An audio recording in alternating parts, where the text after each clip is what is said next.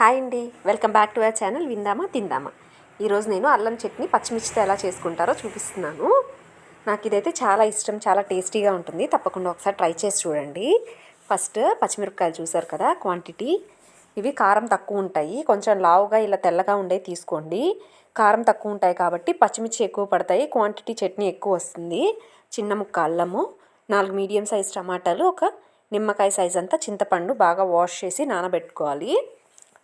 టమాటా చూసారు కదా, అల్లం పీల్ చేసి పెట్టుకున్నాను. టమాటాలు ఇలా ఒకదాన్ని 4 పీసులు కట్ చేశాను. పచ్చిమిర్చి ఇలా కట్ చేసి వేయించుకుంటే పచ్చిమిర్చి పేలదు, లేకపోతే మొత్తం మిర్చి అంతా అలాగే వేస్తే మనం వేయించేటప్పుడు పేలి పైన పడతాయి. సో ఇలా ముక్కలుగా కట్ చేసుకోండి, బాగా వేగుతాయి, పేలవు. ఒక 1/2 టేబుల్ స్పూన్ ఆయిల్ వేసుకుని పచ్చిమిర్చిని సిమ్లోనే ఉంచుకుని బాగా వేగనివ్వండి. ఈ పచ్చళ్ళకి ఎప్పుడైనా సిమ్లో పెట్టి బాగా వేయించితేనే టేస్ట్ బాగుంటుంది. సో పచ్చిమిర్చి బాగా వేగాలి. చూసారు కదా, ఇవి ఆల్మోస్ట్ వేగిపోయినప్పుడు అల్లం ఇలా చిన్న ముక్కలుగా కట్ చేసి ఒక 1 మినిట్ అలా సాట్ చేసుకుంటే సరిపోతుంది. తర్వాత తీసి పక్కన పెట్టేసుకుందాము. ఇప్పుడు మనం టమాటాస్ కట్ చేసుకున్నాము కదా, అవి కూడా ఇలాగే వేసేసుకుని మూత పెట్టి బాగా మగ్గనివ్వాలి. టమాటాస్ మెత్తగా అయ్యేదాకా సిమ్లో ఉంచుకుని మూత పెట్టి కాసేపు మగ్గనిస్తే సరిపోతుంది.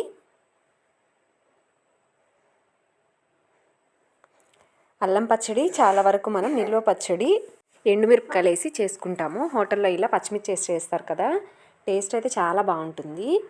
ఒకసారి తప్పకుండా ట్రై చేసి చూడండి. చూసారు కదా, టమాటాస్ బాగా మెత్తగా అయిపోయాయి. ఇవి కూడా తీసి పక్కన పెట్టుకుని కొంచెం చల్లారనిద్దాము.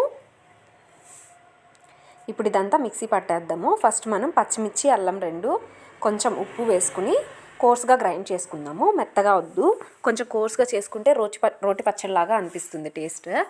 తర్వాత చింతపండు కూడా వేసుకుని ఇంకొకసారి మిక్సీ పట్టేసి లాస్ట్లో టమాటాస్ వేసుకుని ఒక్కసారి 2 పల్స్ ఇస్తే సరిపోతుంది. చూసారు కదా, మరీ మెత్తగా ఉండకుండా ఇలా కొంచెం కచ్చాపచ్చాగా ఉంటే బాగుంటుంది.